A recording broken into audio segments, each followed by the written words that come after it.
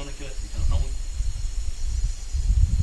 යාට ඒකට මේ පාට බහින්න බය කියන්නේ මේ පාට වල අතරමං විදිහේ මේ නැත්තම් පින්වත් ස්වාමීන් වහන්සේලා කල්යාණ මිත්‍ර ආශ්‍රයයක් මට ලැබෙයිද නැද්ද? ලැබෙන දේ හැබෑම කල්යාණ මිත්‍ර ආශ්‍රයයක් දෙන්න මේක ඇතුළේ මං අතරමං නේද? එහෙම කියලා බය තියෙන ස්පොට් ඉන්න මේ තමයි. ඒකින්ද දකින්න. මම කියලා දකින්න ඔය එතන තියෙන චතුර ඉතින් ශ්‍රද්ධාව නැතිකම තමයි. දැන් මම මේ මාර්ගයට පහිද්දී මම මේ ලෝකේ ආරණ්‍ය හාමුදුර දැන් හිටියේ නැහැ. ආරණ්‍ය ප්‍රතිපදාව ගැන මම දැන් හිටියේ නැහැ. හැබැයි මේ මට ලොකු විශ්වාසයක් තියෙනවා බුදුරජාණන් වහන්සේ ගැන. මං හිතෙන් කරපු දේ මං හිතන්නේ මම ඔබට කියලා තියෙනවා. මමටත් කියලා තියෙනවා. මං හිතෙන් කරේ මේකයි. ආරාධියක් කරගෙන එක පැත්තකට බුදුහා මේ ලංකාවේ මේ ලෝකෙල සියලුම ස්වාමීන් වහන්සේලා දැන් මේ ලංකාවේ ඉන්න සියලුම මේ ලෝකෙල සියලුම ස්වාමීන් වහන්සේලා ඒ තරාදී එක පැත්තකට දැන් අනිත් පැත්තේ මම හිටියා. මම හිතුවා මේක මං හිතෙන් හිතාගත්ත දෙයක්. මං හිතුවා මගේ පැත්ත බර වැඩි කියලායි බුදුරජාණන් වහන්සේගේ පැත්තේ මම ඉන්නේ කියලා. එතන බුදුරජාණන් වහන්සේ මේ පැත්තේ ඉන්නවා. බුදුරජාණන් වහන්සේ මේ තරාදී මේ පැත්තේ. ඒතර මමත් මේ පැත්තේ එහෙමනම් අන්න ඒ නිසා මේ තරාදී මේ පැත්ත බර වැඩි කියලා. අන්න ඒ සංඥාව තුළ ඉඳගෙන මම මේ ධර්ම මාර්ගයට බැස්ස නිසා චතුර මං අසරණ වුණේ නැහැ. මාව හැම තැනදීම රැකුණා. මාව අනවශ්‍ය හැම තැනකදීම ටක් ගාලා ඉවත් වුණා. ඒක ධර්මතාවය. ඒක ශ්‍රද්ධාවේ බලය. ඒ හිර වෙන්න තිබිච්ච අවස්ථාවවලින් බොහොම අවස්ථාවවලින් බොහොම නෙමෙයි හැම අවස්ථාවකම අයින් කරලා මේ ට්‍රැක් එකේම තිබ්බා. එතන මට ඒ නිසාම මට හොඳ ලංකාවේ ඉන්න හොඳම හාමුදුරුවෝ හම්බ වුණා. හැබැයි මම ඒ තැන්වල නවතින්න මට උවමනාව තිබුණේ නැහැ. ඇයි? මම බුදුරජාණන් වහන්සේ සරණ කරගෙන තියෙන්නේ. මේක ධර්මයේ තියෙනවා. එහෙනම් මටත් මේ තත්ත්වෙට එන්න පුළුවන්. මමත් මේ දේ කරනවා කියන ස්ථාවරයට මම ආවා. ඒතර ඒක නිසා චතුර අපි මේ ලෝකේ අපි ඉස්ලාම ඇති කරගන්න ඕනේ මේ බුදුරජාණන් වහන්සේ ගැන ඒසා ශ්‍රද්ධාව. ඒ වගේ ශ්‍රද්ධාවක් ඔබ ඇති කරගත්තොත් මම බුදුරජාණන් වහන්සේ මම අසරණ කරන්නේ නැහැ. බුදු කෙනෙක් මේ ලෝකෙට පහළ වෙන්නේ උන්වහන්සේව ඔබ පියල්ලක තරම් හෝ ආදරයක් ඇති කරගත්ත ශ්‍රාවක පුතෙක්ව අසරණ කරන්න නෙමෙයි. එයාව ගොඩ දාන්න. ගොඩ දාන්න තමයි. ඉතින් ඒසා ගාම්භීර ශාස්ත්‍රූත්වයක් අපිට ලැබිලා තියෙදි චතුර. ඒ ශාස්ත්‍රූත්වය ගැන අපි විශ්වාස කරන්නේ නැතුව මේ ලාමක අනේ මම බැස්සොත් අද අතර මං වේද. ඒ කියන්නේ මං හිතනවා ධර්මයේ නැහැ. ඒක නිසා දැන් කියන හාමුදුරුවෝ සත්පුරුෂ හාමුදුරුවෝ නැති වේද. ওই විදිහට හිතපු බහුතරයක් මම දැකලා තියෙනවා. මගේ ඇස් දෙකෙන් දැකලා තියෙනවා. මේ වෙනකොට සිවුරුත් ඇල්ලලා ගිහලා. ඇයි? ඒගොල්ලෝ සරණ ගියේ පුජ්‍යලයන්ව. ඒ පුජ්‍යල සරණ තුල ඒගොල්ලෝ පැහැදීම ඇති කරගත්තේ ඒගොල්ලන්ගේ දැනුමට අනුව මේ හාමුදුරුවෝ මේමයි කියලා. නමුත් ප්‍රශ්නේ උනේ ඒ හාමුදුරුවෝ ඒගොල්ලන්ගේ අර ක්‍රයිටීරියා එකට.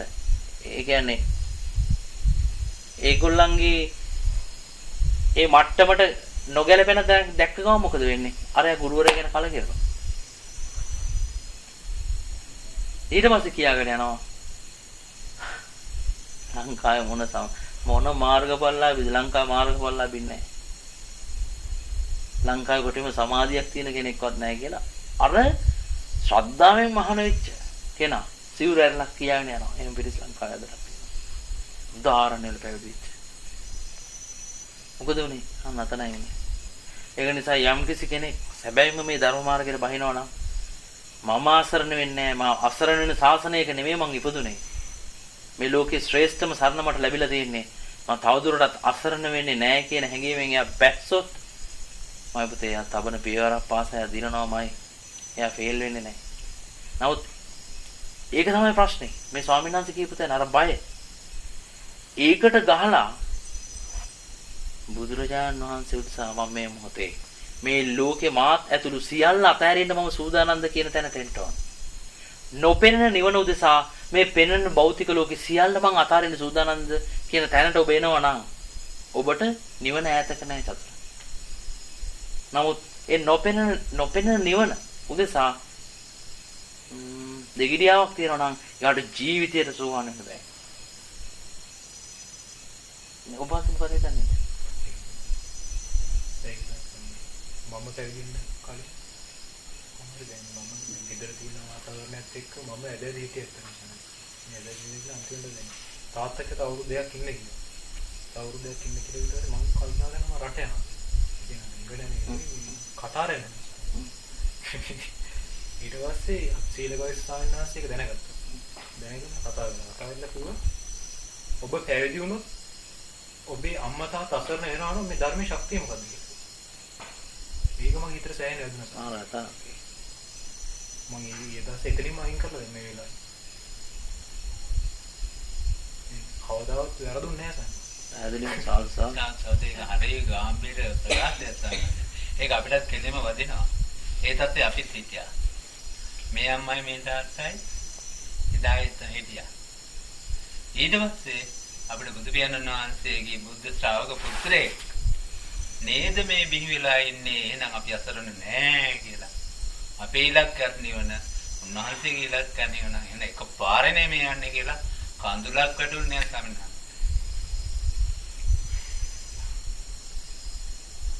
අනන්තේ කියුණාද කෙනෙක් ඉන්නොත් නැත්නම් හිතනවා මම ආවොත් මගේ මත යවිලා තියෙන මොන ලෝකෙම අසරණයි. මොකද? හිතන්න පුළුවන් නැත්නම් කෙනෙක්. ඔබ මත යැපිලා තියෙන මුළු ලෝකෙම අසරණයි. අසරණයි. ඒ කියන්නේ යුතුයකම් සම්පූර්ණ කරලා යන්න බලන්න.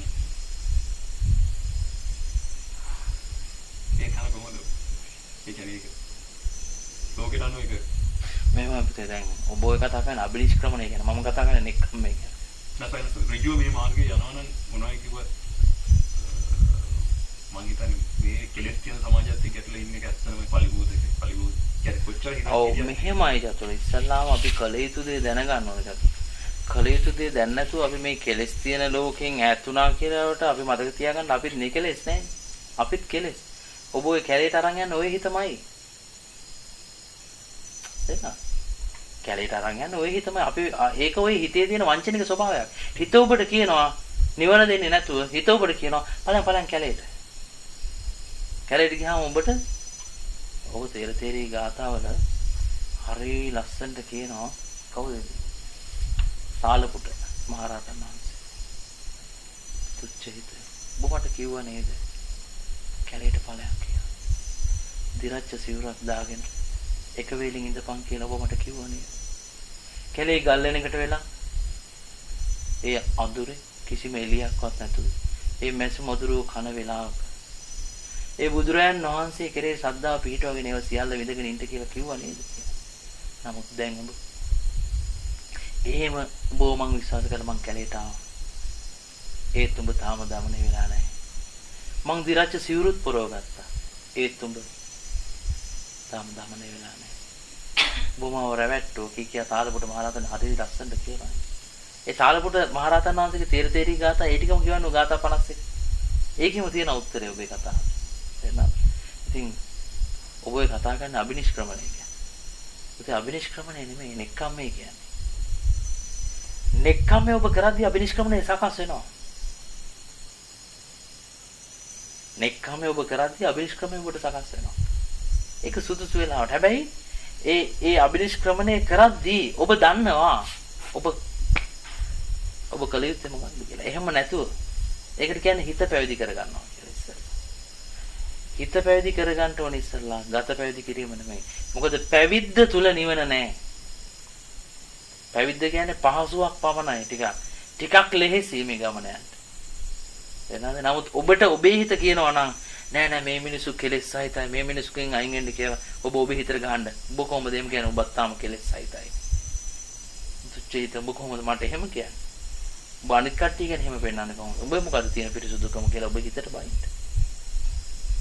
එනවා ඔක වංචනික ස්වභාවයක්. ඔබ වටේ යවන්නේ ඔය හිත. එනවා ඔය හිතට පැවටෙන්න එපා. එහෙම කියන හිත ඔබ අතාරින්න පුළුවන් නම් ඔබ නිවනේ. ඔබට මේ ගල්ලෙන තුර නිවන නැහැ. එහෙනම් මේ සිවුර තුර නිවන නැහැ. එහෙම කියන හිත අනිත්‍යයි කියලා ඔබ දකින්න පුළුවන් නම් ඒ හිත ඔබට අතාරින්න පුළුවන් නම් මේ චතුර නිවනේ. හරිද? හැබැයි තව දෙයක් මම කියන්න ඕනේ.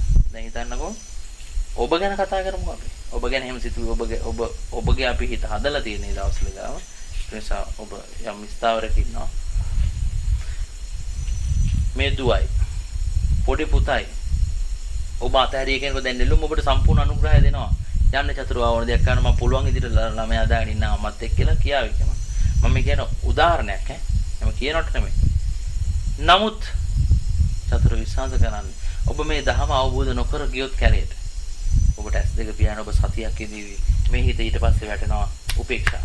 ඒ උපේක්ෂාවට වැන්නට පස්සේ ඒ උපේක්ෂාවත් අනිත්‍ය දෙයක්. ඊට පස්සේ මේ හිත ඔබට දෙනවා අල්ලන්න දෙයක්. මොකද මේ හිතේ ස්වභාවය ඒකයි. මේ හිත පවත්තන්නේ හැම වෙලාවෙම අල්ලලා. මෙහෙම කැලේට ආපු මට කියනවා ඔබ කම්පියුටරේ ගහපන්. ගේමක් ගහපන්.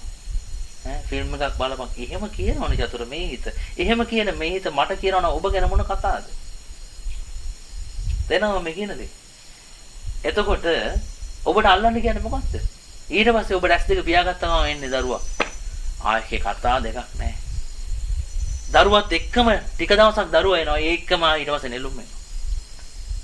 මේ හිතේ තරම් නින්දිතයි. මේ හිතේ තරම් තුච්චයි පුතේ. මේ හිතේ හැමම ඒකයි කතා දෙයක් නැහැ. ඔබට ජීවිතේට මෙතන භාවනා කරන්න. මොන විදියට මෙතන උත්සාහ කරත් ඔබට එන්නේ පටිගේමයි, ගැටීමක්මයි. ඒ ගැටීම එන්නේ ඇයි ඇලීම නිසාමයි. ඒක නිසා වඩා සාර්ථක මොකද්ද? ඔබ මේ දරුවට ආරාධනා කරලා ඔබ ළඟ මේ ගත්තේ මේ ගමන එකට යන්න. ඔබට යන්න පුළුවන් සීමාවක් තියෙනවා. ඔබට කල්යාණ මිත්‍ර ඇසුරක් තියෙනවා. ලංකාවේ දුර්ලභ හාමුදුරුවෝ ඔබට මුණ ගැහෙනවා. එහෙනම් ඒ මුණ ගැහෙන හේතුවක් නිසා මේ සියලු දෙනාත් එක්ක ඒ පුළුවන් සීමාව යන්න චතුර.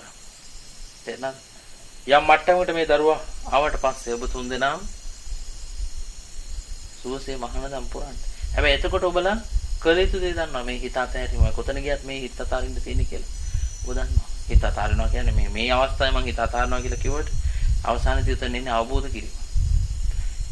අතහැරීම තුළ ඊට පස්සේ නිකන් අතහැරින්නේ නැහැ. එතන අවබෝධයක් එක්කමනේ ඥාන දර්ශනයක් එක්කම ඒක සකස් වෙනවා. ඒක ඇත්තටම මෙතන සිද්ධ වෙලා තියෙන අවබෝධය. මේ හිත අනිත්‍ය දෙයක්. දුක. මේක වෙනසක්. මේක පීඩාවක්. මේක අපි මුල අතරපු දෙයක්. හේතුඵල නිසා සකස් වෙච්ච දෙයක්. පටිච්චසමුප්පන්න දෙයක්.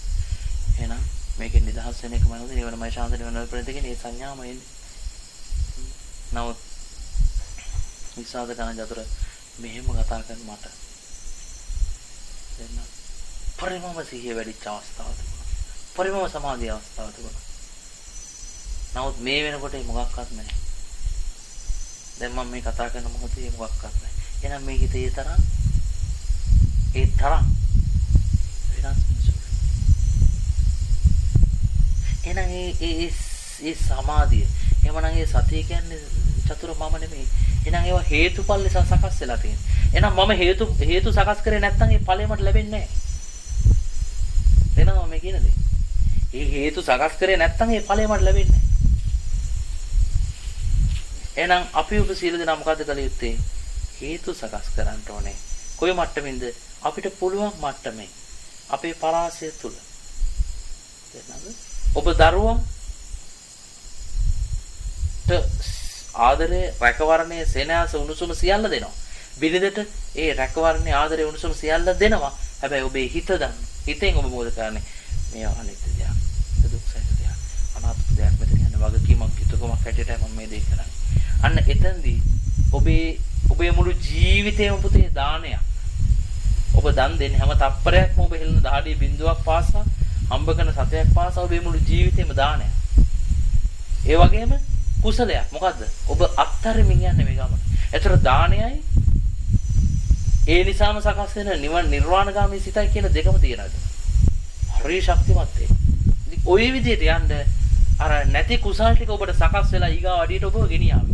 මේ මොහොතේ ඔබ පිළිගත යුතු එක දෙයක් තියෙනවා. මේ මොහොතේ මට නිවන් උදෙසා අවශ්‍ය සියලුම කුසල් ටික සම්පූර්ණ වෙලා නැහැ. ඒ නිසා තමයි ඔබ උතන මම මෙතන. නැත්නම් මම මේ වෙලාවේ රහත් වෙලා ඉන්නවා. එහෙනම් මට තාම පුරන්ට දේවල් ටිකක් තියෙනවා. එහෙනම් මම ඒව සකස් කරන්න ඕන. මේ ගමන චතුර එකපාරට අර පල්ලෙහා ඉඳලා මෙතනට පයින්න බෑ. මේක බයිපාස් කරන්න බෑ. මේක ලස්සන ක්‍රමවේදයක් තියෙන. හිමීට අර පඩියෙන් පඩිය නැගගෙන ඇවිල්ලා මෙතනට එන්න ඕන. එහෙමනම් අපි මේ අතහැරීමේ දක්ෂතාවය අනුව තමයි අපිට කුසල් වර්ධනය වෙන්නේ. ඒ අනුව තමයි අපිට ඊගාව පඩියට යවන්න අවශ්‍ය. යන්න අවශ්‍ය කුසලයේ ජනිත වේ. ඔබ වහන්සේ පොඩ්ඩක් පැහැදිලි කරන්න මම කියන දේ. තේරෙනවද මම කියන දේ? එහෙම නැතුව අපිට ඕන විදිහට අපි හිතනවා නෑ හරි. ඕක මේ ගියට සිද්ධ වුණා. මේ ගිය සූත්‍රය ඔබ කියවලා තියෙනවා නම් බුදුරජාණන් වහන්සේගේ මේ උපස්ථායක ආනන්ද හාමුදුරන්ට කලින් උපස්ථායක. එතකොට මේ උපස්ථායක හාමුදුරුවෝ බුදුරජාණන් වහන්සේත් එක්ක ලස්සන පරිසරයකට ගියා. බුදුරජාණන් වහන්සේ වැඩම කරා. ඒ වෙලාවේදී මෙයා දැක්කා සුන්දර වැලි තලාවක් තියෙනවා. අඹ ගස් ටිකක් එක්ක හරි සුන්දරයි රමණීය ගඟක් එක්ක සුන්දර වැලි තලාවක් අඹ ගස් සෙවණක් තියෙනවා. මෙයා හිතුවා මෙතන තමයි මට තැන. ඊට බුදුරජාණන් වහන්සේ කිව්වා ස්වාමීන් වහන්සේ මම ටිකක් හුදකලා වෙන්න ඕන. භාවනා කරන්න ඕන. මේ හරි ලස්සනයි මේ පරිසරය. බුදුරජාණන් වහන්සේ කියනවා මේ ගියේ එපා. ඔබ මට තව ටිකක් උපස්ථාන කරන්න. මේ බුදුරජාණන් වහන්සේට උපස්ථාන ගන්න ඕන නිසා නෙමෙයි. එන්නත් බුදුරජාණන් වහන්සේට උපස්ථාන ගන්න ඕන නිසා නෙමෙයි. බුදුරජාණන් වහන්සේ නුවණින් දකිනවා මෙයාට අවශ්‍ය පින් ටික තාම සම්පූර්ණ නැහැ. එහෙනම් මට උපස්ථාන කිරීම තුලින් අර ඊටු ටික පිරෙනවා. මෙයා මොකද කරේ? අනේ ස්වාමීනි ඔබ වහන්සේ ඔම කිව්වට ඔබ වහන්සේ මේ අනිත් හැමෝටමත් මේ නිවන උදෙසාමයි බණ කියන්නේ. අන්න ගස් හේවන් තියනවා, රුක් මුල් තියනවා, මේ ගල් ගුහා තියනවා යන්න කියලාමයි කියන්නේ. නමුත් ඔබ වහන්සේ ඇයි මට යන්න දෙන්නේ නැති කියලා අරගත්ත බුදුහාමුදුරුවොත් එක්ක. අරගෙන මෙයා ගියා යන්න. ගිහලා මෙයා තනියෙන් භාවනා කරන්න ගත්තා. දසමයක් හිත වැඩුන්නේ නැහැ. ආයාව වැඳගෙන ආවා. එළගිය ස්වාමීනි. අර ගියේ නැහැ කියලා බුදුරජාණන් වහන්සේ කියනවා මේ ගියම මොකද දන්නවා. ඒ ඔබේ පින මෝරලා තිබුණ නැහැ මේකේ. එතකොට අපිට ඕන වෙලාවට අපි මේ දේ කරාට අපිට අපේ කුසලයේ සපෝට් කරන්නේ නැත්නම් අපි දුක් ගන්න අපව වැටෙනවා. හැබැයි අයිට වඩා වේගෙන් පල්ලෙහාට වැටීමක් වෙන්න පුළුවන්. ඒක නිසා මේක ලස්සනට ඉවසීමෙන් උපේක්ෂා සහගතව ක්‍රමිකව ක්‍රමානුකූලව හිමීට යන්න ඕන ගමනක්. අප්‍රමාදය කියන්නේ හෙමින් ගමන. මේ සතුර. අප්‍රමාදය කියන්නේ හයියෙන් යන එක නෙමෙයි වේගෙන් යනවා කියන එක. අප්‍රමාදය කියන්නේ හෙමින් යන. ඒ හෙමින් යනවා කියලා කියන්නේ මේකෙන් යන්නේ. අර ඉංග්‍රීසි කියමනක් තියෙන්නේ fools are rushing where angels fear to tread කියලා. ඒ කියන්නේ මේ සුරංගනාවිය අඩිය තියන්න බය තැන මෝඩයා කරණම් ගහනවා කියනවා. එහෙනම් සුරංගනාවිය අඩිය තියන්න බය තැන මෝඩයෝ පිණුම් ගහනවා කරණම් ගහනවා කියනවා. අර මෝඩයන්ගේ තියෙන මේ වේගය.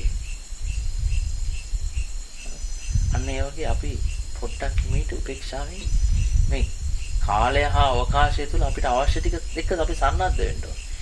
ඒක සන්නද්ධ වෙන්න පුළුවන් ඉන්නේ මේ අතහැරීමත් එක්ක. අතහැරීම අර දානය කියන පින ඔය දෙකම වගකීම් යුතුකම් කියන්නේ දාන. ඉතින් මෙන්න මේ විදිහට මේ දෙකම බැලන්ස් කර කර යන්න ඔබට පින මෝරාදී සියල්ල සකස් වෙනවා. තවන්ට ඔබ ගිහි ගෙදරින් නැත්නම් ඔබ සෝවන් වෙනවා. ඒක සිද්ධ වෙනවා. එතන ඔබ කවදාද සිවුරු දාගන්න ඕන දාගන්න මේ ලෝකේ ශ්‍රේෂ්ඨ පැවිද්දක්. ඉස් පැවිද්දක් නෙමෙයි ඒක.